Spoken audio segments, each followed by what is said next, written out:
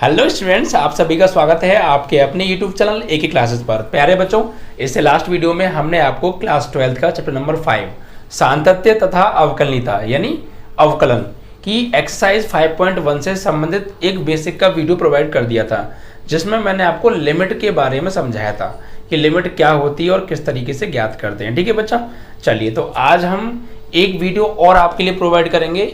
ये भी बच्चा बेसिक का ही वीडियो होगा।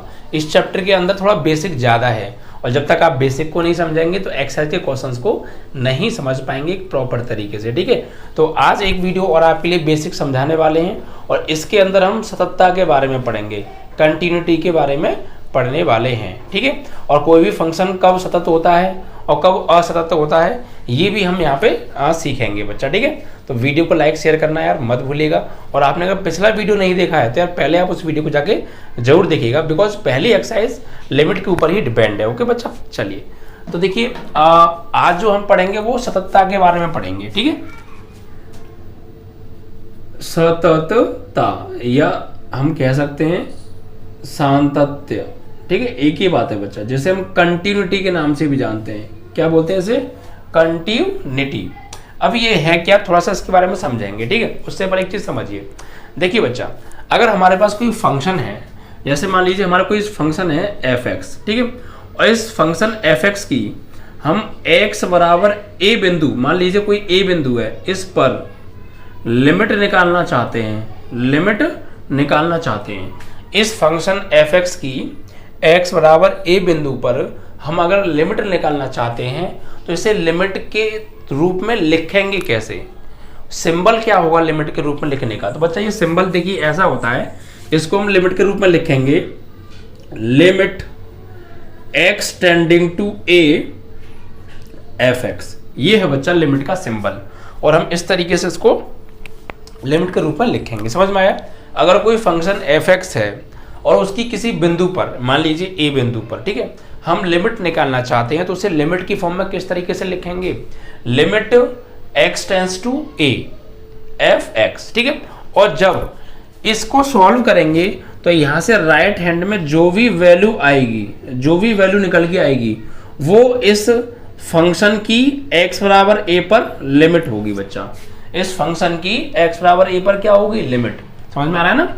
इस फंक्शन f(x) की x बराबर a पर लिमिट होगी। कौन होगी लिमिट?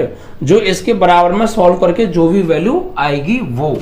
समझ में आया? ठीक है, अब देखिए बच्चा, यहां पर एक चीज और समझिए आप। हमने आपको लेफ्ट हैंड लिमिट और राइट हैंड लिमिट के बारे में बताया था। ठीक है, जैसे मान लीजिए अगर हम कोई फंक्शन है f(x), उसकी x बराबर a पर लेफ्ट हैंड लिमिट निकालना चाहते हैं या राइट हैंड लिमिट निकालना चाहते हैं तो उनका सिंबल क्या होगा, उनको लिखेंगे कैसे, ये समझिए अब आप। ठीक है, तो किसी फंक्शन की x बराबर a पर लिमिट निकालनी है तो लिमिट की फॉर्म में कैसे लिखते हैं? इस तरीके से लिखते हैं, और जो भी बराबर में वैल्यू निकल के यहाँ से आएगी वो इस फंक्शन f(x) की x बराबर a पर लिमिट होगी।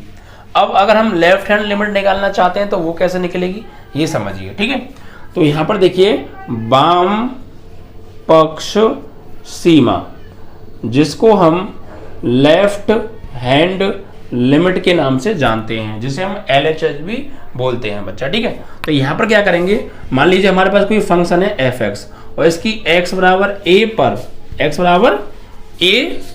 पर लेफ्ट हैंड लिमिट ज्ञात करनी है। हमें क्या करना है? ज्ञात करनी है। तो उसे लिखेंगे किस तरीके से ये समझिए पहले। तो इसको लिखेंगे बच्चा limit x tending to a minus और यहां पर f(x). समझ में आया? इस फॉर्म में लिखते हैं। नहीं समझ में आया? फिर समझिए। देखिए लेफ्ट हैंड लिमिट की बात कर रहे हैं और x is equal to a किसी बिंदु पर इस फंक्शन की लेफ्ट हैंड लिमिट हम ज्ञात करना चाह रहे हैं तो इसको लिखेंगे किस तरीके से? लिखने का तरीका सीखिए। Limit x tending to a minus f(x) लिखेंगे।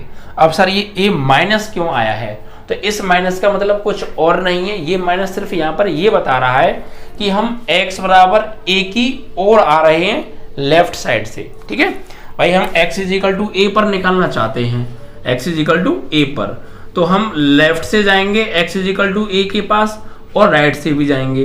तो लेफ्ट से जा रहे हैं इसलिए लेफ्ट हैंड लिमिट और राइट से आएंगे तो राइट हैंड लिमिट हो जाएगी। ठीक है, तो ये माइनस सिर्फ यहाँ पर इतनी बात बता रहा है कि हम ए के नजदीक जा रहे हैं लेफ्ट ओर से, ए से छोटी वैल्यू की ओर से ए की ओर जा रहे हैं। ठीक है, मतलब ए से छोटी वैल्यू रखते हुए हम ए की ओर जा रहे हैं। ए माइनस मतलब ए से थोड़ा छोटा, तो ए से थोड़ी छोटी वैल्यू रखते हुए हम ए की ओर जा रहे हैं। ये माइनस सिर्फ यहाँ पे इतना बताएगा। ठीक है, और बच्चा जब हम लेफ्ट हैंड लिमिट निकालते हैं तो वहां पर क्या होता है, लिमिट भी चेंज होती है। क्या होती है, लिमिट चेंज होती है। तो लिमिट चेंज हम कैसे करते हैं, देखिए जब हम लेफ्ट हैंड लिमिट निकालते हैं, ये चीज़ें मैं जो क्वेश्चंस में यूज होंगी ना बात बात पे, वो सारी चीज़ें समझा रहा हूँ। तो जब हम वहाँ पे लेफ्ट हैंड लिमिट निकालेंगे तो क्या कॉन्सेप्ट होगा, वही चीज़ मैं बता रहा हूँ, इसलिए ध्यान से समझिएगा। ठीक है, तो जब हम लेफ्ट हैंड लिमिट निकालेंगे तो वहाँ पर कुछ कॉन्सेप्ट यूज होता है। वो क्या है, जैसे कि यहाँ पर लेफ्ट हैंड जब हम लिमिट निकालते हैं तो इसमें x बराबर बच्चा हम a माइनस एच रखते हैं। क्या रखते हैं, a माइनस एच। और ये जो लिमिट है x tend to a minus, ये चेंज हो जाती है और चेंज होकर ये h टेंड्स टू 0 हो जाती है। तो जब ये चेंज हो जाएगी तो ये क्या बन जाएगी, देखिए ये कुछ इस तरीके से हो जाएगी। यहाँ पर हम क्या करेंगे कि is equal to limit x tends to a minus की जगह क्या हो जाएगा, s टेंस टू 0 हो जाएगा। ये लिमिट चेंज हो जाएगी, x tends to a minus की जगह s टेंस टू 0 आ जाएगा, h टेंस टू 0। और यहाँ पर जो x है, इस x की जगह पर क्या लगा देते हैं, a माइनस एच, तो f a माइनस एच रख देते हैं। ठीक है, इस तरीके से ये है लेफ्ट हैंड लिमिट निकालने का कॉन्सेप्ट। लेफ्ट हैंड लिमिट को लिखते किस फॉर्म में, limit x tending to a minus f x. फिर यहाँ पर लिमिट चेंज होती है और ये लिमिट चेंज होकर s टेंस टू 0 हो जाती है और इस फंक्शन में x की जगह पर a माइनस एच लगा देते हैं। अब सर ये h टेंस टू 0 लिमिट कैसे हो गई, तो ये समझिए। देखिए बच्चा, हमें क्या पता है, हमने क्या किया कि x बराबर क्या रखा, x बराबर हमने रखा a माइनस एच, और x टेंस टू क्या है, यहाँ पर a है। इस माइनस को यूज नहीं करेंगे अब, क्योंकि माइनस तो यहाँ पर सिर्फ इतना बता रहा है कि हम a से छोटी वैल्यू लेते हुए a की लेफ्ट साइड से a की ओर जा रहे हैं, इसीलिए माइनस का सिंबल लिया और कोई माइनस का यहाँ पे यूज नहीं है। ठीक है, तो x की वैल्यू यहाँ पे लगा देंगे a और बराबर a माइनस एच। a से a कट गया तो यहाँ पे बचा 0 बराबर माइनस के h, तो फाइनली h की वैल्यू क्या आ गई, यहाँ से 0 आ गई।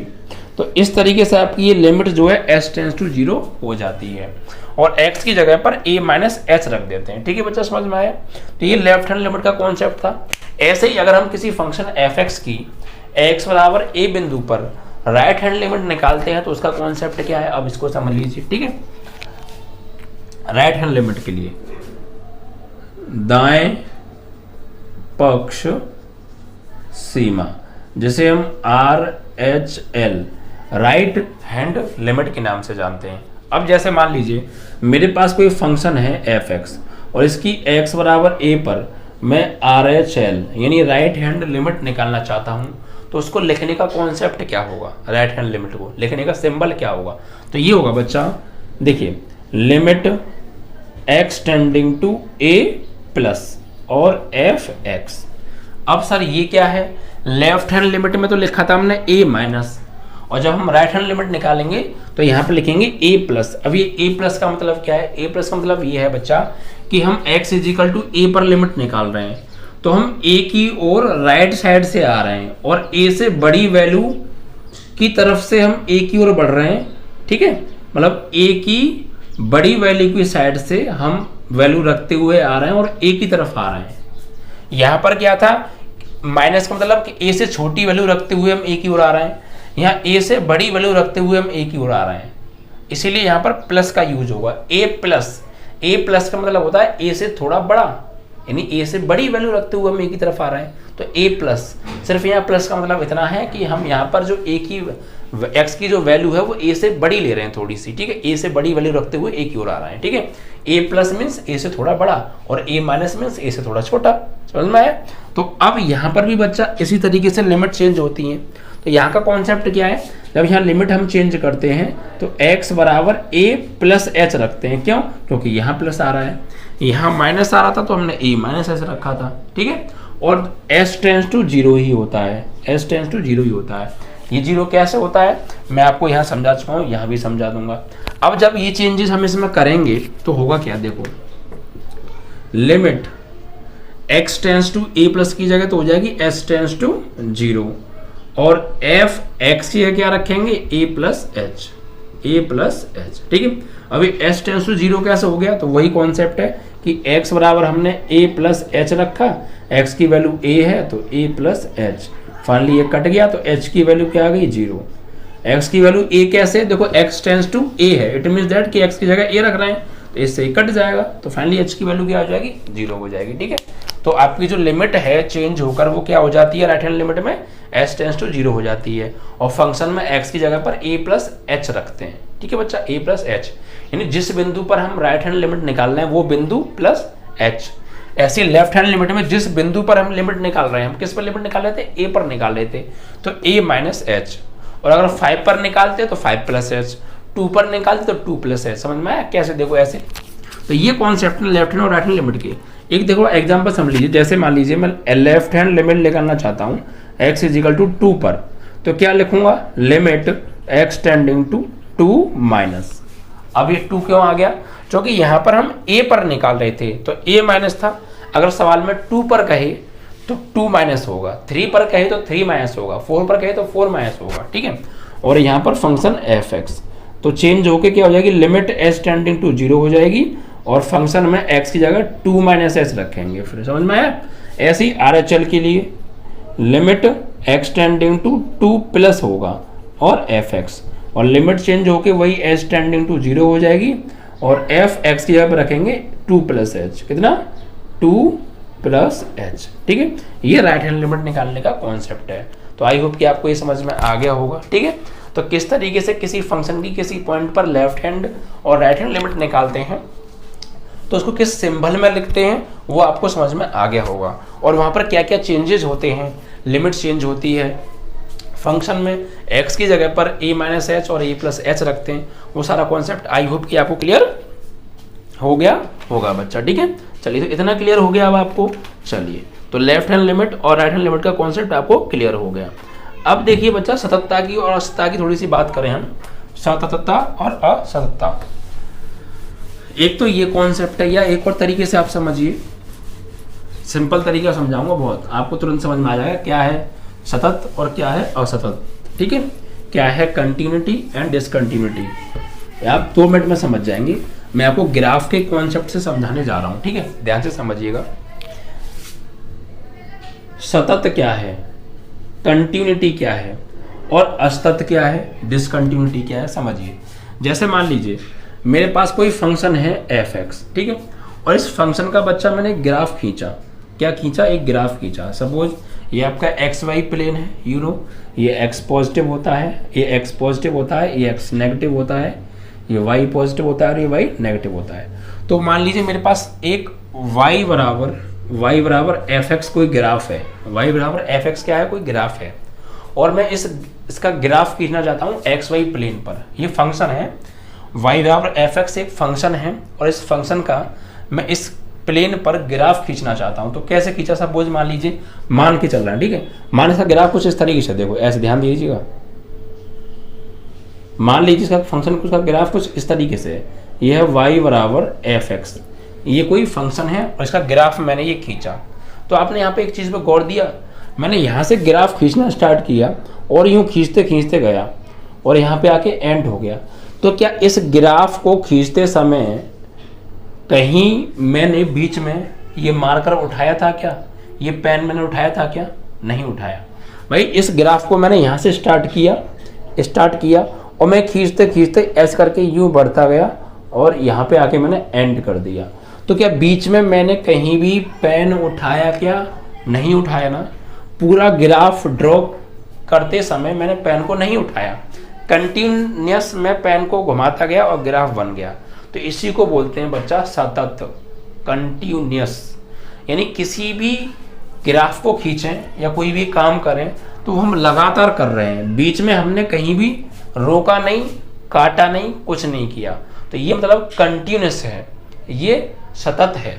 इस फंक्शन का जो ग्राफ है वो क्या होगा, सतत होगा। यहाँ पर लिखेंगे फलन fx का ग्राफ क्या है, सतत है, कंटिन्यूस है। क्यों? क्योंकि हमने ग्राफ खींचते समय कहीं भी पेन को उठाया नहीं, तो ये सतत माना जाएगा। इसी को बोलते हैं बच्चा सतत। अब एक होता है असतत, असतत, डिसकंटिन्यूस। ये क्या होता है? जैसे मान लीजिए यहाँ भी मेरे पास एक फंक्शन, कोई फंक्शन है gx, ठीक है, और इस gx का भी मैं ग्राफ खींचना चाहता हूँ xy प्लेन पर सपोज, ठीक है। तो यहाँ पर सपोज मैंने ग्राफ खींचा इस gx फंक्शन का, तो कुछ इस तरीके से खींचा, ध्यान दीजिएगा, इस तरीके से।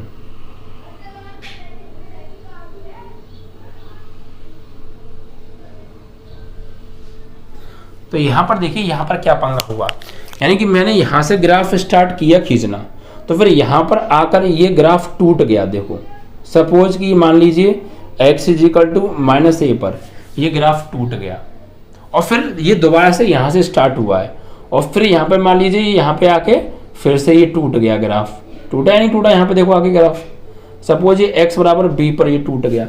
तो यहाँ पर क्या हुआ, जब मैंने ग्राफ ड्रॉ किया gx फंक्शन का, y = gx कोई फंक्शन है, और इस फंक्शन का मैंने ग्राफ ड्रॉ किया, तो मैंने यहाँ से स्टार्ट किया इस तरीके से, और यहाँ पर आके फिर मैंने इस पेन को उठाया, और फिर मैं यहाँ पर लेके आया, और फिर से मैंने ग्राफ ड्रॉ किया, फिर से मैंने यहाँ से पेन उठाया, और फिर मैंने यहाँ से स्टार्ट किया। तो इस फंक्शन gx के ग्राफ को खींचते समय कहीं मैंने पेन उठाया क्या? बिल्कुल उठाया सर जी, दो जगह उठाया है, एक x = -a पर मान लीजिए, एक x = b पर।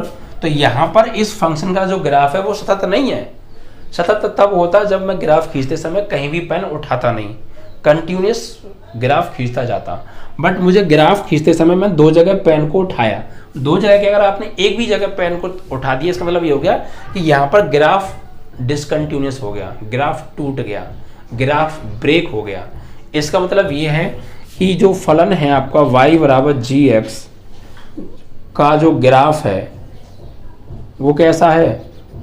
असतत है, डिसकंटिन्यूस है। ठीक है बच्चा, क्या है? डिसकंटिन्यूस है। तो इसे बोलते हैं सतत और इसे बोलते हैं असतत।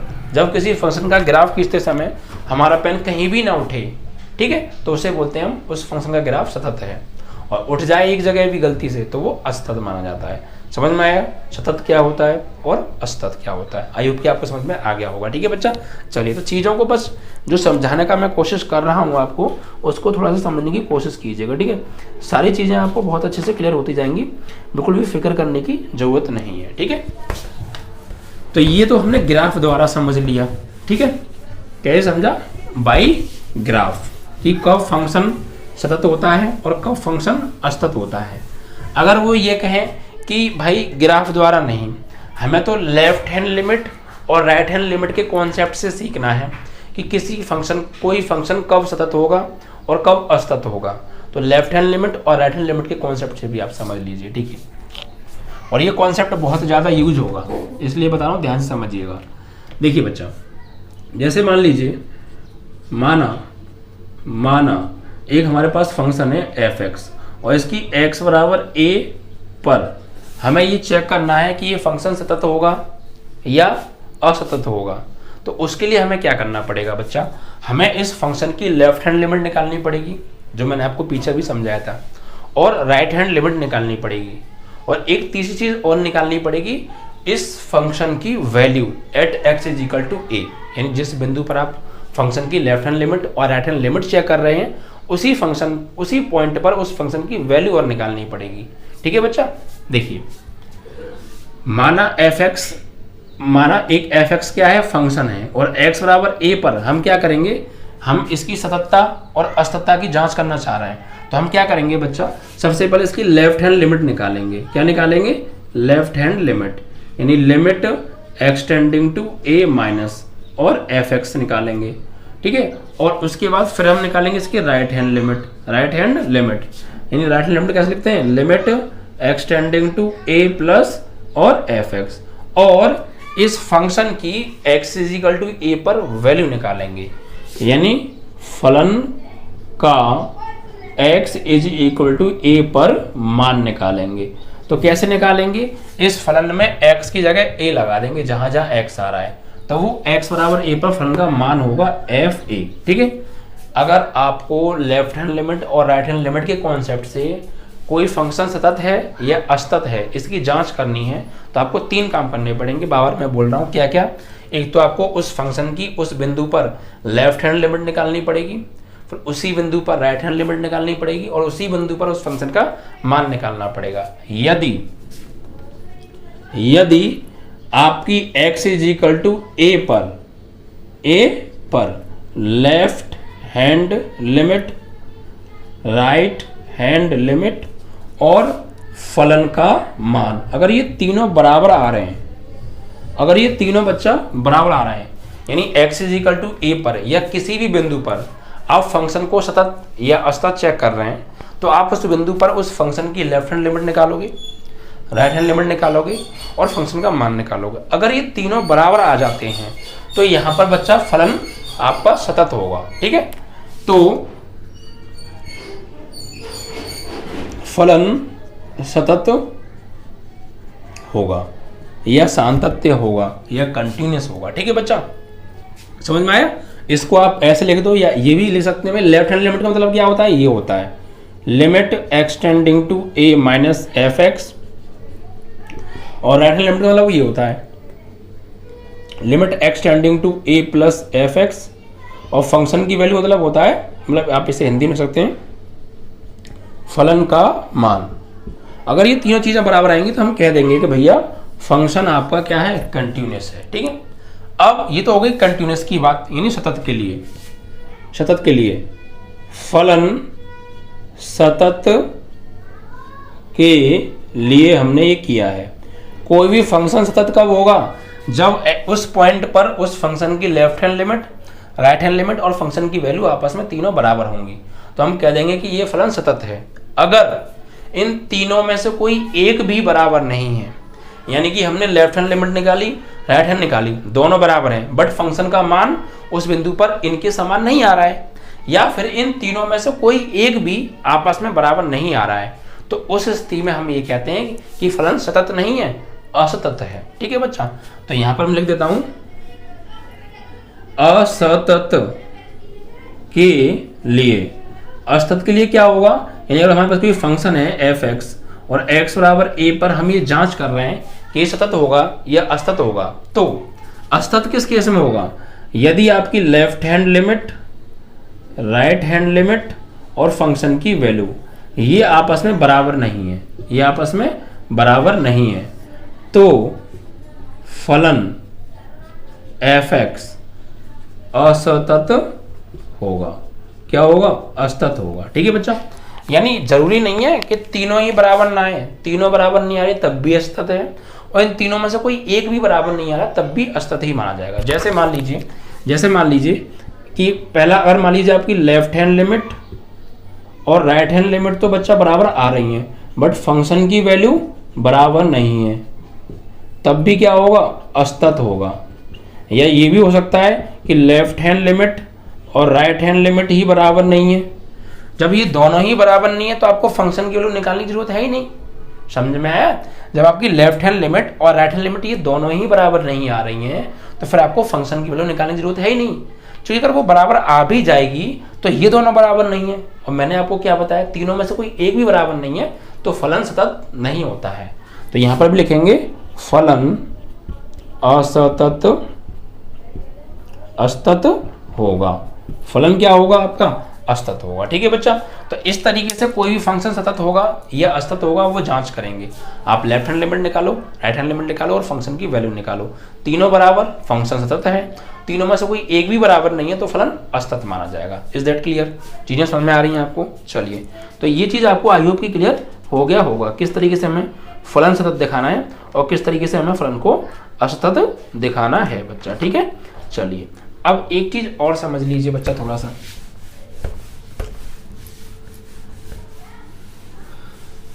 बेसिकली बच्चा, हम कोई भी फलन सतत है या असतत है उसको चेक करने के दो कॉन्सेप्ट पढ़ते हैं। क्या क्या कॉन्सेप्ट पढ़ते हैं? जब हम सवाल कराएंगे ना आपको एक्सरसाइज में, तब आपको और अच्छे से क्लियर होगा। ठीक है, होता क्या है बच्चा, जब हम किसी फलन को सतत या असतत चेक करते हैं तो वहां पर x की वैल्यू का बिहेव चेंज होता है, उसका बर्ताव चेंज होता है। बिहेव कैसे चेंज माना जाता है कि मान लीजिए x इज इक्वल टू 1 है तो 1 से छोटा लें, अगर 1 से छोटा देखें x की वैल्यू अगर 1 से छोटी है तो फंक्शन कुछ और होता है, और x की वैल्यू 1 से बड़ी है तो फंक्शन कुछ और होता है। यानी अगर a की वैल्यू पर फंक्शन का लेफ्ट में और राइट में बिहेव अलग अलग हो रहा है, it means that we can say कि फंक्शन का बिहेव चेंज हो रहा है। अगर फंक्शन का बिहेव चेंज होता है तो फंक्शन सतत है या असतत है, उसको चेक करने का एक कॉन्सेप्ट है। और जब बिहेव चेंज नहीं हो रहा है या फिर सीधे एक नॉर्मली x इक्वल टू कोई आपको वैल्यू दे दी और उस पर ये कहे कि फंक्शन सतत है या असतत है चेक करो, तो फिर एक कॉन्सेप्ट ये होता है। दो कॉन्सेप्ट हैं, ध्यान से समझिएगा, मैं यहाँ पे आपको बताऊंगा बच्चा। जब फलन f(x) का बिहेव चेंज हो, ठीक है, x इक्वल टू a पर बिहेव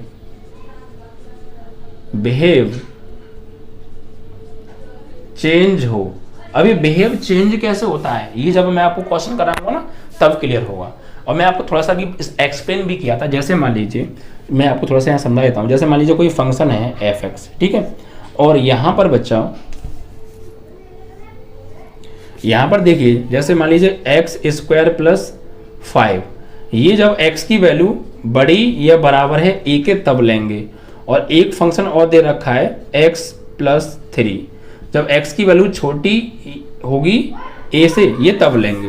तो यहाँ पर एक चीज देखिए, जब हम x की वैल्यू a से बड़ी ले रहे हैं या बराबर ले रहे हैं तो फंक्शन ये वाला काम करेगा, और जब x की वैल्यू हम a से छोटी लेंगे तो फंक्शन ये वाला काम करेगा। यानी a पर ही इस x के फंक्शन के जो बिहेव हैं वो चेंज हो रहे हैं। x से छोटा बड़ा ले रहे हैं तो ये कुछ और मिल रहा है, x से बड़ा ले रहे हैं मतलब x से बड़ा ले रहे हैं तो फंक्शन ये मिल रहा है, x से छोटा ले रहे हैं तो फंक्शन ये मिल रहा है। तो हमें अलग अलग फंक्शन मिल रहे हैं x से छोटा या बड़ा देखने पर, यानी x के लेफ्ट में और राइट में देखने पर फंक्शन के बिहेव चेंज हो रहे हैं। बिहेव चेंज कैसे माना जाता है? जब x की वैल्यू a से बड़ी देखें तो फंक्शन कुछ और मिले, x की वैल्यू a से छोटी देखें तो फंक्शन कुछ और मिले। इसका मतलब ये है कि फंक्शन का बिहेव चेंज हो रहा है, ठीक है। और हम क्वेश्चन करेंगे तो और अच्छे से क्लियर होगा। तो यहाँ पर फंक्शन का बिहेव चेंज हो रहा है, तो जब फंक्शन का बिहेव चेंज हो तो हम फंक्शन को सतत या असतत चेक करने के लिए क्या करते हैं बच्चा, ठीक है, ये समझिए। जब फंक्शन का x = a पर बिहेव चेंज हो तो हम क्या करेंगे, लेफ्ट हैंड लिमिट निकालो, ठीक है, लेफ्ट हैंड लिमिट निकालो और राइट हैंड लिमिट निकालो और फंक्शन की वैल्यू निकालेंगे, ठीक है। कब हमें लेफ्ट हैंड निकालनी पड़ेगी, कब राइट हैंड निकालनी पड़ेगी और कब फंक्शन, यानी ये तीनों चीजें हमें कब निकालनी पड़ती हैं। एक तो पॉइंट ऐसा आता है कि तीनों चीज़ें हमें निकालनी पड़ती हैं और इन तीनों चीज़ों को निकालने के बाद ही हम ये डिसाइड कर पाते हैं कि फंक्शन सतत है या असतत है। एक कॉन्सेप्ट ये भी होता है कि हम ये तीनों चीज़ें ना निकालने की जगह दो चीज़ें निकाल लेते हैं, उन्हीं से काम हो जाता है। तो कब तीन चीज़ निकालनी पड़ेंगी, कब दो चीज़ निकालनी पड़ेंगी, वो चीज़ समझा रहा हूँ मैं आपको, ठीक है। तो अगर फंक्शन f(x) का x = a पर बिहेव चेंज हो रहा है, जब बिहेव चेंज हो तो आपको ये तीनों चीज़ें निकालनी पड़ती हैं बच्चा। लेफ्ट हैंड लिमिट निकालनी पड़ेगी, राइट हैंड लिमिट निकालनी पड़ेगी और फंक्शन की वैल्यू निकालनी पड़ेगी। अगर ये तीनों बराबर आती हैं, ठीक है, अगर ये तीनों, ये भी आपको निकालनी पड़ेगी, ये भी आपको निकालनी पड़ेगी और ये भी आपको निकालनी पड़ेगी। अगर ये तीनों बराबर आ जाती हैं, लेफ्ट हैंड लिमिट और राइट हैंड लिमिट और फंक्शन की वैल्यू, तो क्या होता है, फलन सतत होता है। और इन तीनों में से कोई एक भी बराबर नहीं तो फलन असतत होता है, ठीक है। और एक केस, अगर इनमें से कोई एक भी बराबर, वैसे भी बता चुका हूं आपको, कोई एक भी बराबर नहीं है तो फलन असतत होता है। समझ में आया? अब ये तीनों कब नहीं निकालने पड़ेंगे हमें, ये तीनों कब नहीं निकालने पड़ेंगे, अब इसको समझ लीजिए, ठीक है बच्चा।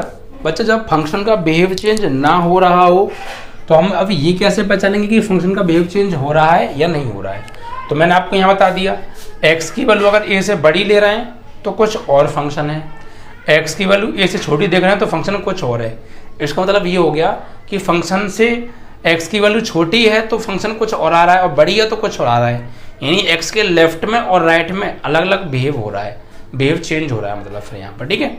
अगर बिहेव चेंज नहीं हो रहा तो अब हम ये कैसे पहचानेंगे फंक्शन का बिहेव चेंज नहीं हो रहा है। तो देखिए सिंपली आपको क्या होगा कि एक फंक्शन दे दिया f(x) बराबर एक फंक्शन दे दिया होगा कोई, ठीक है, f(x) कोई फंक्शन दे दिया होगा और एक बिंदु दिया होगा कि x बराबर a पर फलन की लिमिट ज्ञात करो या फलन का मान ज्ञात करो। यहाँ पर फंक्शन का बिहेव चेंज नहीं होगा। जिस तरीके से यहाँ पर अभी हो रहा था कि x की वैल्यू a से छोटी लें तो फंक्शन कुछ और था, x की वैल्यू a से बड़ी लें तो फंक्शन कुछ और था, यहाँ ऐसा नहीं होगा। यहाँ हमें सिर्फ एक ही फंक्शन दिया होगा, ठीक है, अलग अलग फंक्शन नहीं दिए होंगे और x की वैल्यू दे रखी होगी। उस वैल्यू पर इस फंक्शन को हमें चेक करना है सतत है या असतत है। तो यहाँ पर फंक्शन का बिहेव चेंज नहीं हो रहा है, ये बात ध्यान रखिएगा। बिहेव चेंज कब होता है? जब कई फंक्शन दे रखे हों, जब कई फंक्शन दे रखे हों और एक ही वैल्यू पर वही फंक्शन अलग अलग तरीके से हम लें तो फंक्शन का बिहेव चेंज होता है। बट जब एक ही फंक्शन दिया हो सिर्फ और वैल्यू दे रखी हो x इजिकल टू कोई भी, तो हमें हर बार वही फंक्शन लेना है, फिर फंक्शन चेंज नहीं होगा। तो ऐसी स्थिति में फंक्शन का बिहेव चेंज नहीं होता है। तो क्या करेंगे? तो यहाँ पर फिर हमें कोई ज़रूरत नहीं है ज़्यादा कुछ करने की, ये तीनों चीज़ नहीं निकालनी पड़ेंगी। फिर यहाँ पर डायरेक्ट हम फलन का मान निकालेंगे, सिर्फ फलन का मान निकालेंगे, ठीक है बच्चा, एफ ए, और लिमिट निकालेंगे। क्या निकालेंगे? लिमिट निकालेंगे x tends to a f x. Left hand limit और राइट हैंड लिमिट अलग अलग निकालने की जरूरत नहीं है, सिर्फ आप एक लिमिट निकाल लीजिए, ठीक है, सिर्फ लिमिट निकाल लीजिए। लिमिट कैसे निकालेंगे? उस फंक्शन में को लिमिट की फॉर्म में लिखेंगे और x की जगह पर a लगा देंगे तो वो फंक्शन की लिमिट हो जाएगी। तो अगर बिहेव चेंज नहीं हो रहा है तो फलन का मान और फंक्शन की लिमिट का मान अगर ये दोनों बराबर आएंगे, यानी फलन का मान और limit x tending to a function की वैल्यू, अगर ये दोनों बराबर आएंगे, ठीक है, तो हम ये कह देंगे कि फलन सतत है। और अगर ये दोनों बराबर ही नहीं है, यानी फलन का मान और limit x tending to a f x ये बराबर नहीं है, तो फलन क्या होगा? फिर असतत होगा, ठीक है। तो जिस तरीके से यहाँ पर बिहेव चेंज हो रहा था, इसलिए लेफ्ट हैंड भी निकालनी पड़ी, राइट हैंड भी निकालनी पड़ी, फंक्शन की वैल्यू भी निकालनी पड़ी, और तीनों बराबर तो सतत, कोई एक बराबर नहीं असतत। बट बिहेव चेंज नहीं हो रहा तो सीधे आप फंक्शन की वैल्यू निकालो और लिमिट निकाल लो। लेफ्ट हैंड राइट हैंड निकालने की जरूरत नहीं है।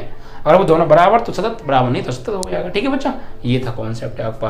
तो दो तरीके से हम सतत या असतत बच्चा चेक कर सकते हैं, ठीक है। तो समझ में आया आपको किस तरीके से सतत चेक करना है फंक्शन को या असतत चेक करना है। अब एक चीज और समझिए बच्चा, यदि हमें कोई अंतराल दें, क्या दें? कोई इंटरवल दे दें, जैसे interval close interval a, b दे दें, ठीक है, क्लोज इंटरवल a, b दे दें, और इस पर चेक करना है कि फलन का अस्तित्व है या नहीं है, ठीक है। कोई भी हमें अंतराल दे दें a, b, और एफ एक्स का इस अंतराल पर लिमिट का अस्तित्व है या नहीं है, अस्तित्व है या नहीं, ये हम कैसे चेक करेंगे?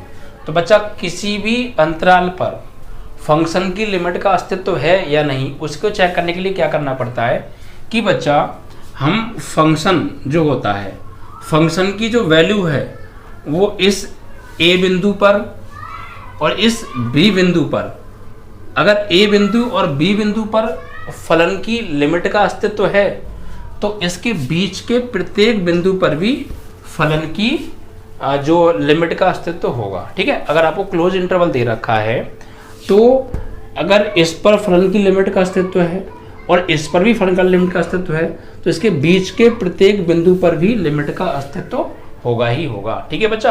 अगर कोने वाले बिंदुओं पर फलन की लिमिट का अस्तित्व है तो उन दोनों बिंदुओं के बीच में या दोनों अंकों के बीच में जितने भी अंक आ रहे हैं उन पर भी फलन की लिमिट का अस्तित्व होता है बच्चा, ठीक है। ये चीज ध्यान रखिएगा आप लोग। दूसरी चीज बच्चा, लिमिट का यूज हम कब करेंगे? ध्यान रखिएगा, लिमिट का यूज आप तभी करेंगे जब फलन में 0/0 या इन्फिनाइट अपॉन इन्फिनाइट की कंडीशन बन रही हो, ठीक है। लिमिट का यूज 0/0 या इन्फिनाइट ओवर इन्फिनाइट की कंडीशन बनने पर किया जाता है। ठीक है, अगर मान लीजिए 0/0 या इन्फिनिटी की कंडीशन बन रही है, जैसे मान लीजिए कोई फंक्शन दे दिया हमें, कोई फंक्शन दे दिया और ये फंक्शन दे रखा है x² - 25 अपॉन x - 5 और लिमिट के कॉन्सेप्ट में लिखा limit x tending to 5 x² - 25 upon x - 5। ठीक है, अब यहाँ पर हम लिमिट नहीं लगा सकते, क्यों? क्योंकि हम इसको देखिए मन में रख के चेक करेंगे पहले माइंड में ही। अगर हम यहाँ x की जगह 5 लगा दें, देखिए 5 लगा दें, 5 का वर्ग 25 - 25 और 5 - 5, तो 25 - 25 0 और 5 - 5 0, तो 0/0 की कंडीशन बन रही है। अगर ऐसी कंडीशन बन रही हो तो आप उसमें लिमिट डायरेक्ट नहीं लगाएंगे। तो फिर क्या करें, लिमिट डायरेक्ट नहीं लगाएंगे तो फिर आप क्या करेंगे, इसमें अगर गुणनखंड हो रहे हैं तो गुणनखंड करेंगे, या परमेकरण हो रहा है तो परमेकरण करेंगे। ठीक है, गुणनखंड हो रहा है तो गुणनखंड करोगे, परमेकरण हो रहा है तो परमेकरण भी करेंगे। यानी कुल मिला के इस कंडीशन को हटाने की आप कोशिश करेंगे कि 0/0 की कंडीशन जो बन रही है आप इसको परमेकरण करके यानी रेशनलाइजेशन करके या फैक्टर करके या कोई फॉर्मूला यूज हो रहा है तो उस फॉर्मूले का यूज करके इस कंडीशन को हटाओगे, 0/0 की कंडीशन को। ये कंडीशन नहीं बननी चाहिए। जब ये कंडीशन हट जाए तो फिर आप लिमिट का यूज कर सकते हैं। ठीक है बच्चा, अगर आपको कोई डायरेक्ट फंक्शन दे रखा है, उसमें कुछ काटा पीटी हो रही है या कोई फॉर्मूले का यूज हो रहा है या परमेकरण हो रहा है तो आप पहले कर लीजिए, उसको कैलकुलेट कर लीजिए, फंक्शन को, उस फंक्शन को हल कर लीजिए। जब वो फंक्शन हल हो जाए उसके बाद आप लिमिट का यूज करेंगे बच्चा। ठीक है, तो ये था छोटा सा कॉन्सेप्ट, आई होप कि आपको समझ में आ गया होगा। ठीक है, एक चीज और है बच्चा, एक चीज और है, इसको समझिए, और ये कई बार देखने को बच्चा हमें सवाल में मिलेगी। ठीक है, कई जगह पर बच्चा एक चीज लिखी आएगी, देखिए जैसे कि x बराबर a पर फलन, x बराबर a पर फलन परिभाषित है, x बराबर a पर फलन परिभाषित है। ये लाइन आपको कई जगह देखने को मिलेगी। तो इसका मतलब क्या होता है बच्चा कि x बराबर a पर फलन परिभाषित है। तो इसका मतलब बच्चा ये होता है कि जैसे मान लीजिए हमारे कोई फंक्शन है और उसकी हमने x = a पर कुछ वैल्यू निकाली, तो ये जो वैल्यू निकल के आएगी, ये जो वैल्यू है बच्चा, ये वैल्यू यूनिक होगी। क्या होगी? ये यूनिक होगी, यानी अद्वितीय होगी, यानी ये वैल्यू इकलौती होगी, इस जैसी कोई और दूसरी वैल्यू नहीं हो सकती है। x बराबर a पर कोई फलन परिभाषित है, इसका मतलब ये है कि x बराबर a पर उस फंक्शन की जो भी वैल्यू आएगी वो यूनिक वैल्यू होगी, अद्वितीय वैल्यू होगी, वो इकलौती वैल्यू होगी, उस जैसी कोई और वैल्यू होगी नहीं। अच्छा ठीक है, तो ये कुछ बातें आज मैंने आपको इंपॉर्टेंट बताई और पिछले वीडियो में बताई। अगर आप इन दोनों वीडियो को पूरा देख लेंगे और सारी बातें अच्छे से समझ लेंगे तो आपको आने वाली एक्सरसाइज में बच्चा कोई दिक्कत नहीं आएगी। ठीक है, और ये पूरे अवकलन का कॉन्सेप्ट था। ठीक है बच्चा, चलिए, तो वीडियो आपको अच्छा लगा हो वीडियो को ज़्यादा शेयर कीजिएगा और लाइक कीजिएगा। ओके बच्चों।